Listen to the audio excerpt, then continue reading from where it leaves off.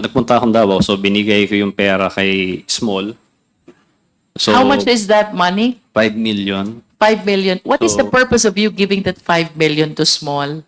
Yun yung sinabi nila sa akin, ibigay yung 5 million.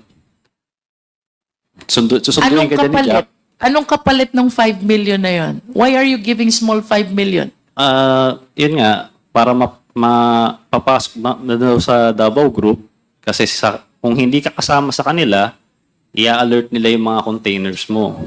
So, hindi ka makakapag-transaction sa Bureau of Customs. So, sa pagkakaintindi ko, lahat ng players ginawa yun. Kailangan By lahat ng players, are you referring to all people who are engaged in facilitating release of shipment? Yun ba ibig sabihin mo? Yung po mga pinakita ni Senator Lacson noon, sila Kimberly, yan, sila Tevez, yan, sila Manny Santos, yung mga players yan eh. So, yun yung ibig ko sabihin, kailangan nilang magbigay doon sa Davao Group. Yun yung pagkakaintindi ko. Kasi kung parang sila na yung bagong customs eh. Kailangan sa kailangan dumaan lahat eh. Ginawa kasi nila, binago uli nila yung sistema, nagkaroon ng command center. So, parang sila na lang yung pwedeng mag-alert. Nasan po itong command center na binabanggit nyo? Sa customs po yun. Sa loob. Oo, ginawa nilang, yun eh, nung time lang ni Fildon yun eh, ni Commissioner Fildon. Is Commissioner Feldon still here? So you were saying they established this command center right inside the Bureau of Customs, which has the control over alerting whichever shipment they want? Yes. Sila lang, pagkakaalala ko, sila lang yung nakakapag-alert na noon. By sila, who are you referring to? Yung command center, yung ComCen. And who are these people behind this command center, Mr. Taguba? Nakalimutan ko na yung... Na-invite din siya sa Senate Blue Ribbon Committee noon eh.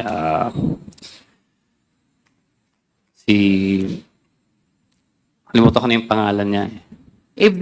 If this is an ordinary person, I suppose that she will not be able to do that without somebody who's a big person behind him. Tama pa po ba? Papasok ka ng Bureau of Customs, magtatayo ka ng command center, and then you will have the control to alert the shipments coming into the port. Tama po ba? Somebody must be behind him. Yes, Your Honor. Pero pagkakaalam ko, sila Commissioner Fildon yung gumawa nun eh. Parang hindi naman siya, parang legal na,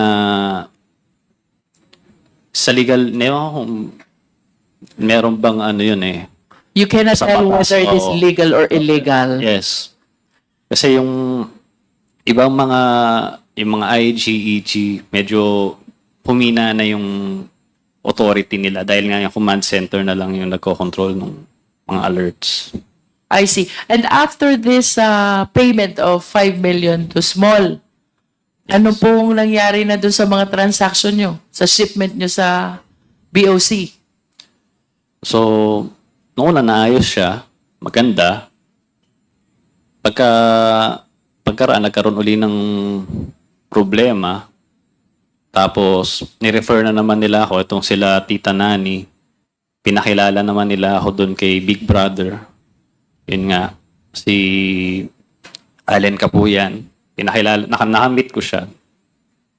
So, yun, pinakilala nila ako sa kanya. Siya na raw ang bagong under ko na naman. So, hindi na rin ako sigurado sa ginagawa nila, pero nung kay Big Brother naman, naayos din yung shipment. Hanggang sa dumating naman yung problema na ito, yung kinakaharap ko ngayong kaso, na nangyaring raid sa Valenzuela. Ayun, doon na po natapos yung... Are you referring to the 604 kilogram of shabu? Yes, Your Honor. And that is the reason why are you convicted already? Convicted? Yes, Your Honor. I see. May we know ilang taon po ba naging sentensya nyo? Sinintensyahan po ako ng life. Oh Lord. Life sentence. And that is equivalent to 20 years and 1 day to 40 years. Tama, Honorable Flores? How old are you, Mr. Taguba? 33 na po. 33. How long have you been in prison? 6 years. 6 years. Ibig sabihin, nag-umpisa kang makulong 27 years old. Yes, Your Honor. Tama. And if we can bring back those days, anong gagawin mo to be able to avoid this very sad fate that you're going through right now? Siguro hindi ko na pinasok sana tong ano. Sana sa iba ka na lang nagtrabaho, ano? Opo. Is Pero, that your honest belief? Sana sa iba ka na lang nagtrabaho? yes. At You are so young. tsaka very unfair yung nangyari talaga sa na-convict ako na ganito. Okay, let us hear you. Why are you saying that this is very unfair? Unang-una, lokohan lang yung kaso. Nung nag-imbestiga sa NBI, preliminary investigation, lahat po nung dinaanan ng kargamento, kinasuhan. So hanggang sa pinakataas, hanggang sa pinakababa. So ang kaso sa amin is conspiracy. Pero nagawa nila ng paraan na pwedeng conspiracy nga siya pero matatanggal yung mga matataas na tao tulad nila Commissioner Fildon at kami may iwan. So inilaban namin sa korte yun na bakit ganon. Ang naging ano ko nang laman, partisipasyon is nagproseso ng dokumento at may tracking, nideliver dun yung container. So, sabi ng korte, hindi kailangan na alam mo yung laman, no? Kasi mala prohibita. Okay? So, paano naman yung iba? Yung mga shipping lines, lahat-lahat, yung mga examiner. So, nagawa nila ng paraan, parang legal acrobatics, di ba? Na kabilang yung tamaan na dapat hindi, no? So, pero ngayon, nilalabanan pa rin namin sila ng patas.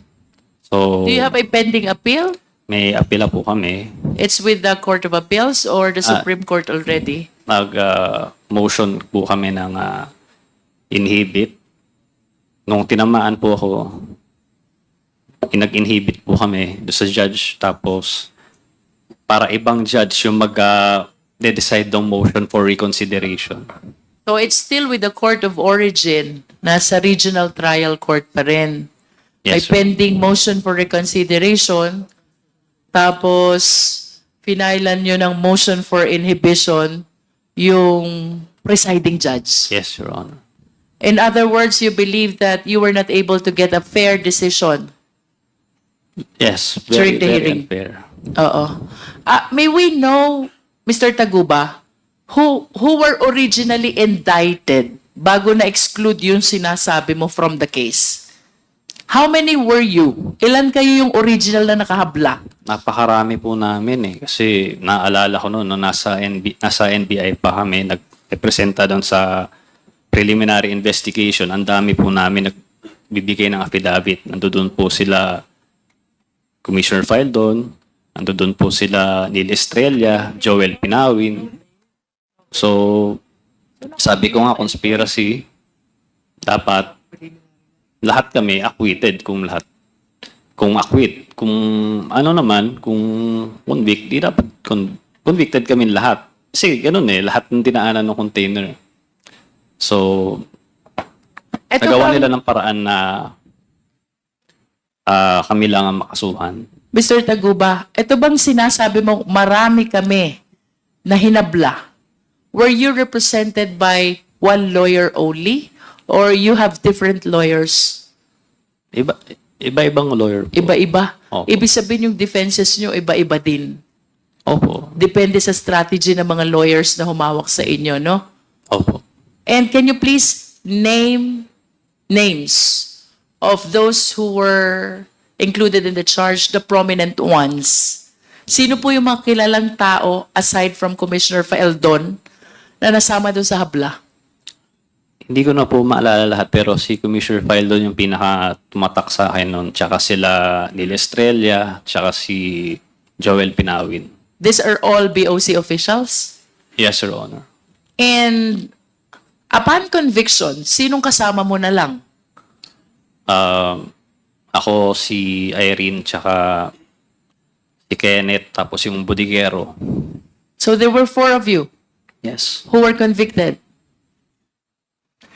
Budigero, the tracker, the broker, and the other one is the facilitator of your document. Kasama ba si Irene? Yes, Your Honor. And all the BOC officials were excluded from the charge. Yes, Your Honor. At tsaka, tingin ko yun din yung dahilan. Kaya, siyempre, pag lumalabas sa balita, laging customs broker Mark Taguba. So, sa mga hindi nakakaintindi, siyempre, pagka narinig mo yung customs, di may tinamaan na tatrabaho sa customs. So, gumagana yung natin, justice system natin. Walang BOC official na nakasama. Wala, kahit isa. All of you were private individuals. Yes, Your Honor. Who was able to apprehend this shipment? Sino pong nakahuli nito? Ang nakahuli nito, nakakatawa po kasi yung warehouse po, si Chen Julong, may-ari po noon, wala na po ata sa bansa eh. Kasi hindi po siya nakakulong, hindi po siya nakulong kailanman. Ang nanghuli po nito, sila Nil Estrella, sila Commissioner Faeldon, tsaka sila Joel Pinawin. Meron po silang litrato ni Chen Julong na parang body-body lang sila nung nag-raid sila doon. Hindi nila hinuli nung nag-raid sila doon. Yung si Chen Julong. Ang nangyari, tinuro kami kahit wala naman talagang prueba o ebidensya na magtuturo sa akin. So, ako ang nadiin. Sino si Kenneth Dong? Si Kenneth Dong po, yung isa sa kliyente ko po. Siya po yung sa akin nung mag-process nung container na yon, MCLU 600-1881. So if Kenneth Dong is the one who approached you to process the release of this container, who is the owner of that container? Siyempre nung una pagkakaalam ko po si Kenneth Dong kasi nga siya yung kausap ko eh. So nung pumutok na po itong balita, nagkaroon ng raid sa Valenzuela, tsaka ako nalaman na ayun nga, ang dami palang layer. So si Chen Julong, tapos may Manili pa, tapos kung ano-ano pa eh. So hindi ko alam talaga kung sinong may-ari nung container. Sinasabi niya si Manili. Si Manili naman may ibang tinuturo. Hindi ko alam kung kanino talaga yung container, ma'am. But you were saying that the shipment was seized during the time that it was already in the warehouse. Yes, Your Honor. Who owns the warehouse? Si Chen Julong.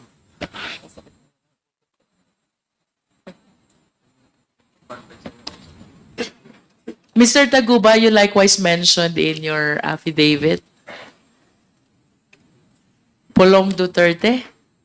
Yes, Your Honor. You did. And Manscarpio. Yes, Your Honor. Can you please enlighten us? Why did you mention these two names in your affidavit? Actually, Your Honor, ang nagme-mention naman yan, yung mga personalidad na sinabi ko, sila Tita Nani, and sila Jack, na, ayun nga, si Pulong Duterte ang mag-aayos nung, magbibigay ako ng pera sa kanila. Si Manscarpio, nababanggit din nila, Kasi pupunta rin sa BOC, nag-aayos din ng mga alerts. So, sa kanila po galing yun. Wala naman akong dahilan para i-ano itong mga taong to, sila Paulo Duterte at si Mans Carpio. Nanggaling po yun kila Tita Nani sa Davao Group. Yung kay Small Abiliara rin po, half-truth yung sinabi niya. Hindi niya sinabi na niya na nakita kami. Pero hindi niya sinabi na kinuha niya yung 5 milyon at yun, sabi niya, dinala niya kay Pulong. Hindi niya sinabi yun. So, sinabi lang niya, tinanggihan ako. Wala pong katotohanan yun eh. Kinuha niya yung pera eh. So, kaya nga nagkaroon ng green lane. Kaya nga, uniform lahat ng taxes eh. So, siguro naman hindi mangyayari yun kung hindi totoo. Wala rin naman po akong kakayahan. Hindi naman po ako nagtatrabaho sa BOC. Hindi ko naman alam po yung mga kung anong ginagawa nila dyan sa computer para mangyari yun. So, wala po akong kakayahan kung ako lang po. So, ang akin lang, nagbigay ako dahil gusto ko lang makapagtrabaho. Your personal appreciation, Mr. Taguba, who among those several indicted ang naniniwala kang involved talaga dyan sa 604 kilogram of shabu contained in the metal cylinder? Do you believe that Commissioner Faeldon is involved? Wala po akong personal knowledge dun sa mga ganyan eh. Kasi In other words, to this state, wala kang alam kung sino talagang may-ari. wala po. Kasi nga po, yung pag-raid nila doon, kalokohan nga po eh. Ni-raid nila, kinuha nila yung na-assist nila yung shabu, pero wala po silang kinasuhan. Yung warehouse, yung may-ari ng warehouse, hanggang ngayon, wala. Ewan kung nasa na siya, nasa China na raw o ano. But do you know for a fact that there were shabu which were seized during the time? Yes, sinabi kasi nabalitaan ko sa TV. So, tapos biglang tumawag sa akin si Kenneth Dong. Sabi niya, oy, may mga na-seize na shabu doon daw sa container na pinrocess natin yung nanggaling. So, syempre, nagulat ako. Tapos, ayun, yun na doon nagsimula yung yung problema. Mr. Taguba, I can feel your agony, and if the owner of that shipment is listening to you, would you like to give a message to him? Oo.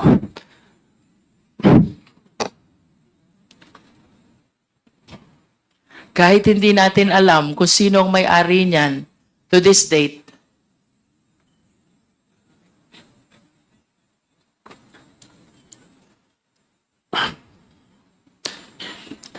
you lost already 6 years of your life. You're so young. You haven't lived your life to the fullest, and yet you are in that situation.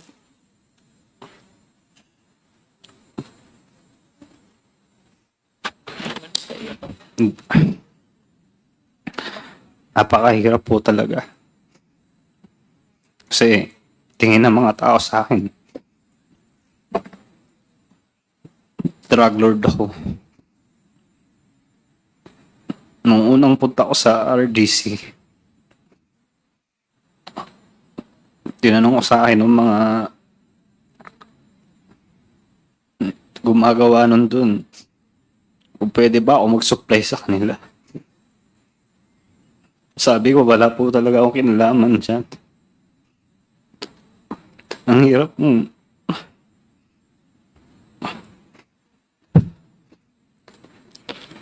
Buti sana kung ginawa ko talaga eh. Ang hirap po talaga. Kung meron man akong kasalanan,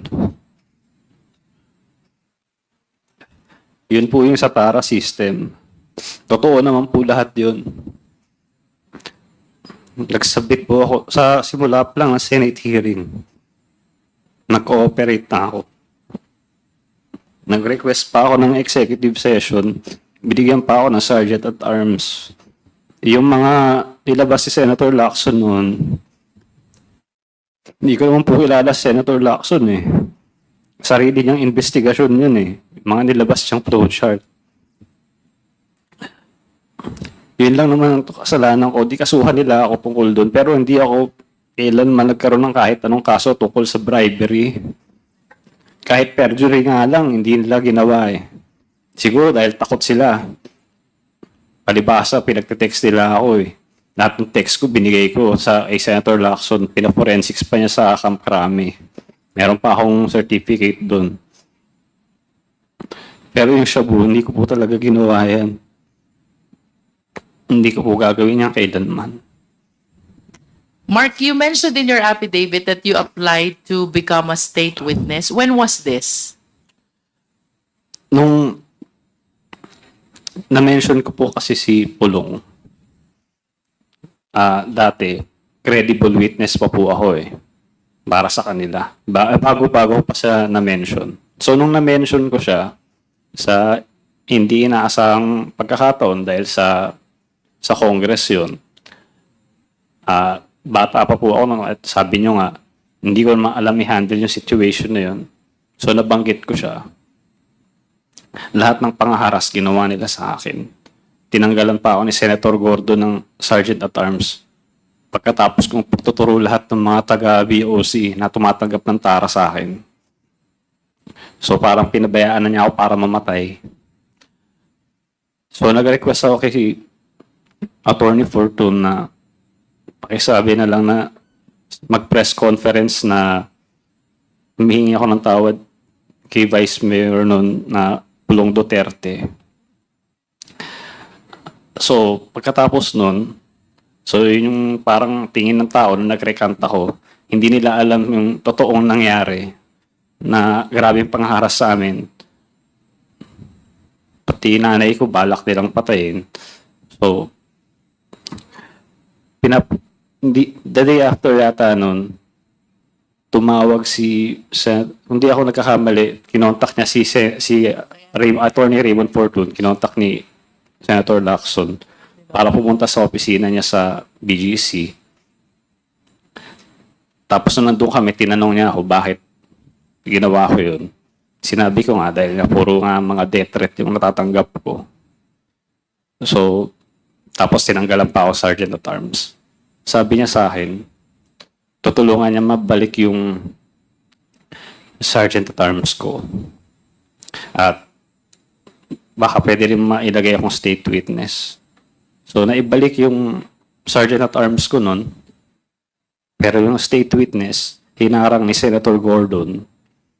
Kaya, ngayon, walang nakasuhan na customs, ako lang ang nakasuhan. Ang kinonvict nila sa akin na kaso, itong drugs na to, na wala talaga akong kinalaman.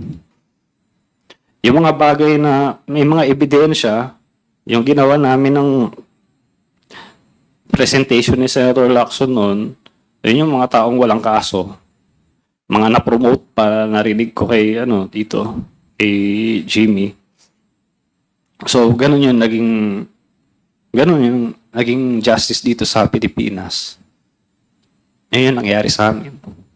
Is it not that the reason why your application for state witness was denied is because you recanted your statement against Pulong Duterte and Mans Carpio? Mr. Chair? Mr. Chairman, just an interjection, just full disclosure. Mr. Mark Taguba is a witness, one of the witnesses in my illegal drug smuggling case against Mr. Pulong Duterte and Small Abilera and the others. And right now, Where is that pending, Senator? it's pending with the DOJ. It's still pending. It's due for preliminary investigation yet. Yes, ma'am. And as for his status as for the inclusion in the Witness Protection Program, it's also pending, Mr. Chairman, and right now, I got word from his lawyer that he is receiving threats right now from some people involved in the case, and that's why I'm going to plead on his behalf that he would be temporarily transferred into the detention facility of the House of Representatives, just so we can protect him, Mr. Chairman. Mr. Chairman. Anyway, Mr. Chairman, the manifestation of former Senator Trillanes with regards to the request, no, I also personally talked to Mark Taguba just a few minutes ago. Mr. Chairman, we will just discuss it on the admin matters. Thank you, Mr. Chairman. Liwanagin ko lang, Mr. Chair. Of course, you testified before the Senate, no? Where you implicated Pulong Duterte and Mans Carpio. That is your first testimony. In first testimony po sa Senate, Yeah. Tama ba? That is your first testimony. ang first testimony ko po sa Senate, yung Tara system po. Yeah. But when did you start implicating Pulong Duterte and Mans Carpio? Sa Congress na po yun. Congressional hearing po. Oh, so there was an investigation also with the HOR. Yes. Okay. And then, after experiencing all those harassments that you mentioned, you recanted what you said before the House of Representatives. Yes, Your Honor. Tama. So this will be your third. Third, And as far as the implication of Pulong Duterte and Mans Carpio are concerned, this is your third testimony. Your Honor, as far as I'm concerned, wala naman nagbago dito sa sinabi ko dito. Sa Yeah. iba. But there, you mentioned having recanted what you said in the first investigation because you're experiencing already a lot of harassments. Tama ba yun? Rika, wala po akong nirecant sa affidavit ko na kila Pulong Duterte po In ba? other words, your testimony has been similar to this since the HOR investigation until your application as state witness was denied and Yes. up to this time that you're appearing before the Quad. Wala nagbabago. Wala pong nagbago, Your Honor. I understand. Mr. Chair? Mr. Chairman. Senator Trillanes? I was part of those who investigating in the Senate, and he, during that press conference, he just apologized to Pulong Duterte. He never recanted, and we clarified that in his next appearance in the Senate, Mr. Chairman, whether he's recanting anything from his earlier testimony.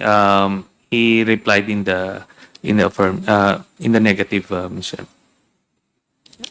I have nothing further, Mr. Chair. Okay, thank you, Congressman.